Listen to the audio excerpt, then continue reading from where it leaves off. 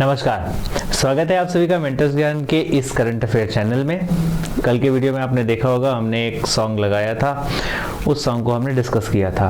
हम चाह रहे थे कि इसी तरह की चीज़ें रोज़ लेकर के आएँ, लेकिन एक्चुअली होता क्या है कि गाने को अगर वीडियो में ऐड करते हैं तो उससे कॉपीराइट इशू आ जाता है, जो हम नहीं कर सकते।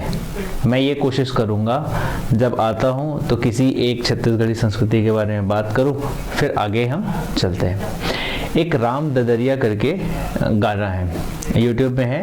वो ददरिया एक्चुअली में वो ददरिया जो छत्तीसगढ़ के लोकगीत है, वैसा ददरिया गीत है। उसको आप सर्च करिएगा, सुनिएगा। उसमें कैसे राम भगवान वनवास जाते हैं और किस तरह से सीता माता का अपहरण हो जाता है, इन सब के बारे में वहाँ पे डिस्कशन है। ठीक है, तो सुनिए, बहुत ही अच्छा म्यूजिक है। ददरिया जैसा म्यूजिक अगर राम भगवान से रिलेटेड था तो वह ददरिया वाला ही म्यूजिक सास गारी देवे ननन चुटकी लेवे ससुराल गेंदा फूल, आपने सुना ही होगा, दिल्ली 6 का गाना है, यह भी ददरिया है। इसके साथ ही साथ अभी जो करंट में छत्तीसगढ़ी मूवी आई है मोर छैया भैया 2, उसमें आपने एक गाना सुना होगा, आमा टोर के लाहूँ वो भाटा टोर के लाहूँ वो इमाजिन ला कवे तैहा गोरी भुंज बघार के लाहूँ वो। ये गाना आप सुने हैं, है ना। ये गाना भी ददरिया का ही एक फॉर्म है। ददरिया छत्तीसगढ़ में लोकगीतों का राजा है। ये श्रृंगार रस प्रधान वैसे तो होता है, पर कभी कभी हास्यास्पद शैली भी इसकी होती है। जनरली छत्तीसगढ़ में जब धान कटाई लुआई ये करते रहते हैं, तब सवाल जवाब की शैली में पुरुष स्त्री इसे गाकर अपना एंटरटेनमेंट करते रहे हैं अभी तक। बैगा एक ऐसी जनजाति है छत्तीसगढ़ की जो ददरिया नृत्य भी करती है। ठीक है, ये ददरिया है, सुना करिए। छत्तीसगढ़ की लोकल ये सारे लोकगीत हैं, अब यूट्यूब में अलग अलग वीडियोस के फॉर्म में आने लगे हैं। आते हैं वापस आज के करंट अफेयर पे। और करंट अफेयर में कल रविवार था, तो परसों का भी और कल का भी करंट अफेयर कुछ है जिसको हम अभी डिस्कस करने वाले हैं। चंद्रयान 3 को मिला है वर्ल्ड स्पेस अवार्ड। अगर चंद्रयान 3 को वर्ल्ड स्पेस अवार्ड मिला है तो वो क्यों मिला है, इसको डिस्कस करते हैं। ठीक है, आप देख ही पा रहे होंगे, जैसे कि यहाँ पे बोर्ड में लिखा हुआ है चंद्रयान 3, और उससे पहले क्या आप देख पा रहे हैं, चंद्रयान 1 2008 में भेजा गया था, सफल मिशन था। चंद्रयान 2 2019 में भेजा गया था, आधा सफल मिशन था। आधा सफल इसलिए कह रहा हूं क्योंकि जो ऑर्बिटर था उसको हमने यूज किया था चंद्रयान 3 के लिए। चंद्रयान 2 में एक ऑर्बिटर भेजे थे, एक लैंडर भेजे थे, एक रोवर भेजे थे। जो हमारा ऑर्बिटर है वो अभी भी चंद्रमा के चारों ओर परिक्रमा कर रहा था। लैंडर जो था वो सॉफ्ट लैंडिंग नहीं हो पाया था, कुछ दिक्कतें आई थी, जिसके कारण वापस चंद्रयान 3 भेजा गया था और ये सक्सेसफुल लैंड हुआ था। कब हुआ था चंद्रयान 3 लॉन्च? 14 जुलाई सन 2023 को। लैंडर विक्रम, रोवर का नाम प्रज्ञान था, रॉकेट था LVM-3M4। 615 करोड़, यहाँ 13 नहीं है, 615 करोड़ के आसपास इसका बजट था। इसके बाद 23 अगस्त सन 2023 को यह लैंड हुआ था चंद्रमा के दक्षिणी ध्रुव पर। चंद्रमा के दक्षिणी ध्रुव पर सॉफ्ट लैंडिंग करने वाला भारत विश्व का पहला देश बना था। चंद्रमा की सतह पर लैंडिंग करने वाला भारत चौथा देश बना था। फिर से रिपीट करता हूं, चंद्रमा की सतह पर लैंडिंग करने वाला भारत चौथा देश था और चंद्रमा के दक्षिणी ध्रुव पर लैंडिंग करने वाला भारत पहला देश था। दक्षिणी ध्रुव पर अंधेरा होता है, दिक्कतें बहुत सारी होती हैं। इसका जो उद्देश्य और इसके पेलोड्स के बारे में अगले स्लाइड्स में डिस्कस करेंगे। अभी देख लेते हैं, अंतर्राष्ट्रीय अंतरिक्ष संघ IAF ने चंद्रयान 3 को यह सम्मान दिया है। कौन सा सम्मान दिया है? वर्ल्ड स्पेस अवार्ड दिया है। इसके बाद चंद्रमा के दक्षिणी ध्रुव पर सफलतापूर्वक उतरकर भारत को दुनिया का पहला देश बना लिया था। जिस जगह पर यह चंद्रयान 3 उतरा था उसको शिव शक्ति पॉइंट कहा गया था और भारत में इसे राष्ट्रीय अंतरिक्ष दिवस करके घोषित किया गया था। ठीक है, तो चंद्रयान 3 भेजने का उद्देश्य क्या था? चंद्रमा की सतह का अध्ययन करना। अध्ययन क्यों कर रहे हैं? तो ताकि यहाँ से जो हमारे साइंटिस्ट जाएंगे, जो स्पेस साइंटिस्ट होते हैं, वो जब यहाँ से चंद्रमा जाएंगे तो कुछ देर वो ठहरने के लिए वहाँ स्थिति कैसी हो है इसको जानकारी लेंगे। अगर वहाँ पे थोड़े बहुत संसाधन मिलते हैं तो जो भी यहाँ से स्पेस यात्री जाएंगे वो वहाँ ठहर कर रिसर्च कर पाएंगे। इसी की खोज में दक्षिणी ध्रुव पर लैंड हुआ था। बहुत सारी जानकारियाँ बाद में हमें चंद्रयान 3 के माध्यम से मिली है। आइए देखते हैं इसमें उन्हीं जानकारियों को इकट्ठा करने के लिए पेलोड्स कौन कौन से थे। तो लैंडर मॉड्यूल पेलोड था रंभा। ये लैंडर वो है जब चंद्रयान वहाँ पे उतरा है, तो ऐसी कोई चीज़ जो उसको वहाँ पे सतह पर उतारने में मदद करेगी, उस युक्ति को कहते हैं लैंडर। अब रोवर, आपको पता होगा जैसे ही यह युक्ति यानी लैंडर नीचे उतरेगा, उसका दरवाज़ा खुलेगा और उसमें से एक गाड़ी बाहर निकलेगा, वही गाड़ी को रोवर कहते हैं सीधे भाषा में, ठीक है। अब ये रोवर क्या करेगा, कुछ ना कुछ रिसर्च कर रहा होगा। और प्रपल्शन मॉड्यूल पेलोड का मतलब क्या है, पृथ्वी से तो हम भेज दिए, ऊपर जाने के बाद क्या होगा, वो रॉकेट से अलग होता है, फिर आगे बढ़ता है। तो उस समय के लिए जो चीज़ें यूज़ होती हैं वो प्रपल्शन मॉड्यूल पेलोड्स में आती हैं। यहाँ पेलोड्स का मतलब समझना, एक रॉकेट के लिए कोई यान अगर किसी मिशन के लिए जा रहा है तो उसके बहुत सारे इंस्ट्रूमेंट्स होंगे, किसी का कुछ काम होगा, किसी का कुछ काम होगा, सब अपने अपने उद्देश्य के हिसाब से काम करेंगे। और इन सबको मिला करके जो मेन एक काम, जैसे चंद्रयान ही भेजा गया था, 3 भेजा गया था, उसका जो काम था वो ये सारे पेलोड्स अलग अलग अपने अपने काम को करके फाइनल में हमारे चंद्रयान 3 के उद्देश्य को कंप्लीट कर रहे होंगे। इनके बारे में कंप्लीट डिटेल हम आगे के स्लाइड्स में देखेंगे, बस आपको अभी नाम याद रखना है। लैंडर पेलोड क्या था, रंभा LP, CHASTE, नॉर्मल में इसको चेस्ट पढ़ लो, लेकिन CHASTE, CH से चंद्र, S से सरफेस, T से थर्मो फिजिकल और E से एक्सपेरिमेंट। उसके बाद ILS instrument of lunar seismic activity. फिर रोवर पेलोड्स था जिसको एपेक्स APXS कह लीजिए, याद कर लीजिए ऐसे, अल्फा पार्टिकल एक्सरे स्पेक्ट्रोमीटर। फिर LIBS laser induced breakdown spectroscope, and इसके बाद शेप था, इसका मतलब क्या है, स्पेक्ट्रोपोलारीमेट्री ऑफ हैबिटेबल प्लेनेट अर्थ, ठीक है। आगे देखते हैं, सबसे पहले लैंडर पेलोड के बारे में पढ़ते हैं। रंभा जो था उसका था radio anatomy of moon bound hypersensitive आयन मंडल और वायुमंडल, ठीक है, तो रंभा है ये। इसके बाद क्या था, निकट सतह प्लाज्मा, जैसे आयन और इलेक्ट्रॉन। प्लाज्मा क्या होता है, प्लाज्मा आयन और इलेक्ट्रॉन से निकालकर पदार्थ की चौथी अवस्था इसको माना गया है। इसका अध्ययन करने वाला है, घनत्व और समय के साथ इसके परिवर्तन को मापने के लिए ये किसका है, लैंडर। वहां पे उतरने के समय ये आवश्यकता थी।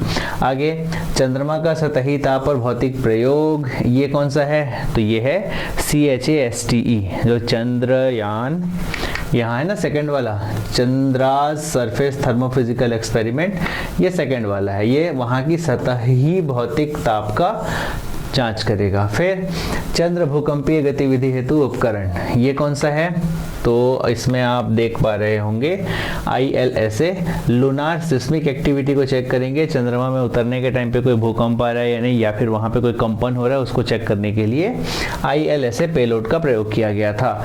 चौथा क्या है, LRA, ये है लेजर रेट्रो रिफ्लेक्टर एरे। यह चंद्रमा की प्रणाली की गतिशीलता और समझने के लिए एक निष्क्रिय प्रयोग था। ये सारे कौन थे, लैंड होने के पहले ये सारे जो पेलोड्स हैं वो यूज़ होते। लैंड होने के बाद रोवर का पेलोड आता। रोवर के पेलोड में क्या था, लेजर प्रेरित ब्रेकडाउन स्पेक्ट्रोस्कोप। लेजर जाएगा, जैसे जैसे वो रोवर वाली गाड़ी आगे बढ़ती जाएगी, लेजर के माध्यम से स्पेक्ट्रम ये अलग अलग भेजेंगे, अलग अलग रेज भेजेंगे, लेजर रे, और उससे चंद्रमा की सतह का अध्ययन करेंगे। तो रासायनिक संरचना का समझ और आगे बढ़ाने के लिए रासायनिक संरचना प्राप्त करना था, वहाँ के तत्वों का विश्लेषण करके, और आगे की कौन सी संरचना, खनिज संरचना का अनुमान लगाना था लेजर की मदद से। अभी भी आप देखते होंगे, अगर यहाँ पे भी हमको किसी जगह पे कोई खनिज मिलता है तो लेजर टेक्नोलॉजी का मदद लिया जाता है, ठीक है। तो यहाँ पे चंद्रयान जब वहाँ जाएगा तो चंद्रमा की सतह पर इसको यूज करता। अल्फा कण एक्सरे स्पेक्ट्रोमीटर, अल्फा कण भेजेंगे। अल्फा कण से आपको रदरफोर्ड का एक्सपेरिमेंट याद आ रहा होगा जिससे प्रोटॉन की खोज हुई थी, ठीक है। तो यहाँ पे भी अल्फा कण भेजा जाएगा और क्या निर्धारित किया जाएगा, magnesium, aluminium, silicon, potassium, calcium, titanium, iron, इन सब का निर्धारण करने के लिए अल्फा कण भेजा जाता, जो अब भेजा गया था, ठीक है। ये रोवर के पेलोड्स हैं। इसके बाद एक अगले न्यूज़ पे आते हैं, जो क्या है, भारत में कुल यूनेस्को हेरिटेज साइट की संख्या कितनी हो गई है? अब 43। पिछले साल तक ये 42 था, अब 43 हो गया है। 42वां कौन सा था? होलसर का मंदिर परिसर। 43वां कौन सा है? याद करिएगा, अच्छा करंट अफेयर बन जाता है। पिरामिड जैसा असम का शाही कब्रिस्तान, ये आप देख पा रहे होंगे, जो शाही कब्रिस्तान है ये असम का है, अहोम साम्राज्य का था। अहोम लोग एक्चुअली चाइना से आए थे, असम के क्षेत्र में आकर बस गए थे। एक अहोम विद्रोह के बारे में जानकारी आपको देखने को मिलेगी 2 साल पहले। उसी के एक नेता जिनका जयंती लचित बोरफुकन कहते हैं, लचित बोरफुकन सही नाम है शायद ये, हाँ लचित बोरफुकन, इनकी जयंती श्री नरेंद्र मोदी जी के द्वारा बनाई गई थी। असम में बहुत ही विशेष रहे हैं अहोम संप्रदाय, जिनके इस शाही मकबरे को विश्व विरासत, यूनेस्को विश्व विरासत सूची में शामिल कर लिया गया है। असम के शिवसागर शहर में स्थित है पिरामिड जैसा शाही कब्रिस्तान। ठीक है, तो ये एक इम्पॉर्टेंट फैक्ट हो जाता है। 43वां UNESCO world heritage site Bharat में स्थापित किया गया। आगे ओलंपिक में हमारी बेटियां आगे बढ़ रही हैं। मनु भाकर पहला मेडल जीती हैं इस बार के ओलंपिक का, और दूसरा कोई महिला शूटिंग में पहला ओलंपिक मेडल जीत करके लाई हैं। ठीक है, यहाँ आप देख रहे हैं टोक्यो ओलंपिक में इन्होंने थोड़ा खराब प्रदर्शन किया था, फिर श्रीमद् भागवत गीता पढ़ी हैं, और इसके बाद श्रीमद् भागवत गीता जैसे जैसे ये पढ़ी, धीरे धीरे इनमें क्या आता गया, धीरे धीरे इनमें ताकत आता गया, फिर से लड़ी और भारत के लिए पेरिस ओलंपिक में सबसे पहला मेडल लेके आई हैं। कांस्य पदक इन्होंने जीता है। इनको जो अंक था फाइनल में 221.7 अंक था। 12 साल बाद भारत शूटिंग में कोई पदक जीता है, उसके बाद ओलंपिक में कोई पदक जीता है, उसके बाद ओलंपिक इतिहास में पदक जीतने वाली भारत की पहली निशानेबाज महिला निशानेबाज है। पदक जीतने पर नरेंद्र मोदी जी ने और राष्ट्रपति द्रौपदी मुर्मू जी ने इनको बधाई दिया है। नाउ यहाँ पे इम्पोर्टेंट बात आपको ये याद रखनी है, सबसे पहला पदक किनको मिला ओलंपिक 2024 पेरिस ओलंपिक में? मनु भाकर को। ठीक है, 2020 में मिला था। इससे सीखे क्या, अगर 2020 में फेल हो गए, भगवत गीता पढ़ो, ऐसी कुछ चीज़ें पढ़ो, ऐसी कुछ चीज़ें ध्यान दो जिस पे आप आगे बढ़ सकते हैं, आपका समय डेफिनेटली आएगा। सब BSNL पे हंसते थे, अभी BSNL का समय आ गया ना, वैसी ही बात है। ठीक है, आगे देखिए, मैंने आपको कल के करंट अफेयर में बताया था कि भारत और न्यूजीलैंड का मैच होने वाला है रात को, जिसपे भारत जीत चुका है, भारत पदक की ओर आगे बढ़ा है। उम्मीद करते हैं भारत इस बार स्वर्ण लेकर के आएगा। ओके, आगे बहुत इंपॉर्टेंट करंट अफेयर हमारे छत्तीसगढ़ के लिए हो जाता है। छत्तीसगढ़ की अगर आप तैयारी कर रहे हैं तो रामेन छत्तीसगढ़ के नए राज्यपाल बनने वाले हैं, इनके बारे में डिस्कशन कर लेते हैं। 1 मार्च 1954 को इनका जन्म हुआ था। कहाँ पे हुआ था? तो असम में हुआ था। भारतीय जनता पार्टी के राष्ट्रीय सचिव हैं। सचिव में स्पेलिंग गलत लिखा हुआ है, ऐसे ही टाइपिस्ट हैं यहाँ पे। ठीक है, तो ये हैं सचिव। इसके बाद क्या हुआ था? गुवाहाटी विश्वविद्यालय से शिक्षा, असम के मंगलदोई से आप सांसद रहे हैं। इसके बाद उत्तर पूर्व से आने वाले नेताओं में आपका बड़ा नाम है। अब छत्तीसगढ़ के राज्यपाल पद पर आप सुशोभित होंगे। ठीक है, भाजपा के आप प्रवक्ता भी रह चुके हैं और नॉर्थ ईस्ट कोऑर्डिनेशन कमेटी के आप सदस्य रहे हैं। तो हमारे छत्तीसगढ़ में और कौन कौन से राज्यपाल हुए हैं? सबसे पहले राज्यपाल दिनेश नंदन सहाय जी थे, फिर सेकंड में KM सेठ जी थे, फिर EL नरसिम्हन जी थे, उसके बाद शेखर दत्त जी थे, फिर राम नरेश यादव जी थे, फिर उसके बाद बलराम दास टंडन जी थे, आनंदीबेन पटेल जी थे, अनुसुईया उइके जी थे और विश्वभूषण हरिचंदन जी थे। इसमें कार्यवाहक राज्यपालों का भी नाम लिखा हुआ है। ठीक है, आपको ये नाम सीक्वेंस में याद होने चाहिए, कभी भी प्रीलिम्स में पूछा जा सकता है, सबसे पहले, दूसरे, तीसरे, चौथे, पांचवे, कोई फिक्स नहीं है, तो पूछ सकते हैं। ये नाम आपको सीक्वेंस में याद होना चाहिए। और इसके बाद किसको याद रखेंगे? रामेन डेका जी को। ठीक, ओके, जो 9 राज्यपालों के नए राज्यपाल नियुक्त किए जाने हैं उनके नाम ऐसे थे: रामेन डेका छत्तीसगढ़, हरिभाऊ बागड़े राजस्थान, जिष्णु देव वर्मा तेलंगाना, ओम प्रकाश माथुर सिक्किम, संतोष गंगवार झारखंड, इसका CH विजयशंकर मेघालय के राज्यपाल बनने वाले हैं, CP राधाकृष्णन महाराष्ट्र, गुलाब चंद कटारिया पंजाब के। फिर से गलती, क्या टाइपिस्ट बनोगे यार तुम लोग।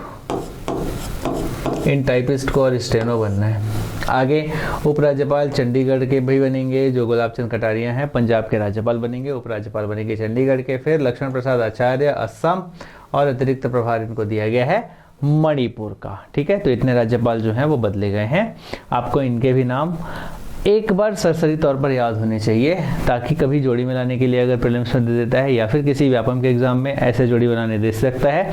ध्यान रखिएगा, नए राज्यपाल की नियुक्ति हुई है, इंपॉर्टेंट हो जाता है, इनको जोड़ी मिलाने के लिए दिया जा सकता है, एक बार देख लीजिएगा। वैसे ऐसे ही कयास पहले लगाए जा रहे थे कि भाई विधानसभा चुनाव हुआ है तो प्रीलिम्स में सवाल आ सकता है, पर आया नहीं।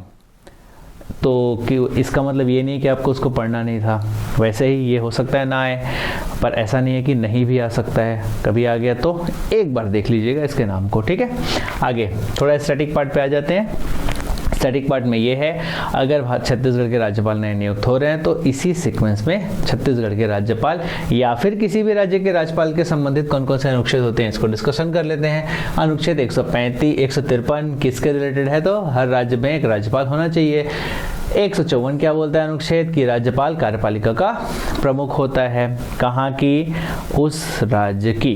ठीक है, इसके बाद राज्यपाल की नियुक्ति से संबंधित अनुच्छेद 155 है। फिर राज्यपाल की पदावधि 156 है। 157 क्या है, राज्यपाल की अहर्ताएं। 158 क्या है, राज्यपाल पद के लिए शर्तें। 159 क्या है, राज्यपाल पद का शपथ। फिर 161 क्या है, क्षमादान आदि की शक्ति। 163 राज्यपाल की शक्तियां, और अनुच्छेद 213 राज्यपाल के द्वारा अध्यादेश जारी करने की शक्ति। कमेंट में बताइएगा राष्ट्रपति के द्वारा अध्यादेश जारी करने की शक्ति क्या है। अब आप कहेंगे कि इनको समझा भी देते, शायद मेरे को नहीं आता होगा इसलिए मैं नहीं समझा रहा हूँ कि पद अवधि कितनी होती है, नियुक्ति कौन करता है, या फिर राज्यपाल की हरदाएं क्या होती हैं, तो आप गलत हैं। मुझे आता है, मुझे नहीं भी आएगा तो मैं पढ़ के समझा सकता हूँ, लेकिन आप क्या मेहनत करेंगे और करंट अफेयर में सब कुछ ऐसे लाइन से लिखा हुआ मिल जाए, ये आप एक्सपेक्ट कर रहे हैं क्या, तो गलत कर रहे हैं। मैं आपको ये समझाने की कोशिश कर रहा हूँ, छत्तीसगढ़ के राज्यपाल चेंज हो रहे हैं, आप संविधान कभी भी पढ़ रहे होंगे। अभी आपको क्या करना है, तुरंत राज्यपाल खोलिए एम लक्ष्मीकांत में और वहां से उठा करके राज्यपाल को शक्तियां, राज्यपाल कौन होते हैं, उनके अनुच्छेद कौन कौन से, उसको पढ़ लीजिए। अगर इस तरह से आप पढ़ेंगे तो करंट के साथ में आपका स्टैटिक भी कंप्लीट होता जाएगा। वो समय ऐसे पढ़ने का कभी नहीं आता है कि मैं इस टाइम पे इस दिन से इतना इतना खत्म कर दूंगा, कुछ आपसे मिस हो ही जाता है। अब वो टाइम टेबल बना भी लीजिए, पहले अभी जो टॉपिक दिमाग में आ गया उसको पढ़ लो, पढ़ लिए, जब आप कंप्लीट सब्जेक्ट का स्टडी या रिवीजन कर रहे होंगे तो ये फिर से एक बार रिवीजन में आ जाएगा। ऐसे ही सीक्वेंस में पढ़ा जाता है, इसी तरह से एक्चुअल में तैयारी की जाती है। और ये तैयारी करने का तरीका आपको मैं अभी जैसे बताया, इसी तरह से हमारे यहाँ मेंटर्स आपको समझाते हैं किस सीक्वेंस में तैयारी करनी चाहिए, कब क्या पढ़ना चाहिए, कैसे कुछ भी पढ़ते पढ़ते किसी और को अपना स्ट्रांग बना सकते हैं। बहुत सारे ऐसे तरीके हैं जिसको हमारे मेंटर्स बताते हैं आपको। एक बार मेंटरशिप लेकर के उनसे बात करके देखिए। एक मैं आपको बात क्लियर करना चाहता हूँ, मेंटरशिप का मतलब ये नहीं है कि हम आपको फ़ोन करके जस्ट बात कर रहे हैं। मेंटरशिप का मतलब एक्चुअल में ये है कि हम आपको सही दिशा पे गाइड कर रहे हैं। आप बार बार वही चीज़ें कर करके यदि फेल हो रहे हैं तो कुछ तो कमी होगी आप में, कुछ तो गलती होगी, कुछ तो दिक्कत होगी, और मेंटर उसी चीज़ को समझाता है। ज़रूरी नहीं है कि मेंटर आपको पढ़ाते ही रहे, मेंटर आपको बताता है कि भाई एक्चुअल में आप ये गलती कर रहे हो, पढ़ाई सब कर रहे हैं, बाकी का सिलेक्शन हो रहा है, आपका नहीं हो रहा है, तो शायद ये रीज़न है, इसको कवर कर लीजिए। शायद ऐसी पढ़ाई आप नहीं कर पा रहे हैं, इसको पढ़ लीजिए। और वैसे भी पढ़ते नहीं बन रहा तो एक और अल्टरनेट है, ऐसे भी पढ़ा जा सकता है। ये सब समझाते हैं आपको मेंटर्स, ठीक है। आगे बढ़ते हैं। गुंचा पर्व से रिलेटेड एक वीडियो अभी आप देखेंगे, ध्यान रखिएगा। गुंचा पर्व बस्तर दशहरा से संबंधित है और ये जो वीडियो आप देख रहे हैं छत्तीसगढ़ के कल्चरल डिपार्टमेंट के द्वारा पोस्ट किया गया वीडियो है। गुंचा पर्व के साथ में बस्तर दशहरा शुरू हो जाता है। जैसे जैसे और चीज़ें आती जाएंगी हम आपको बताते जाएंगे। प्लीज़ ये वीडियो देखिए।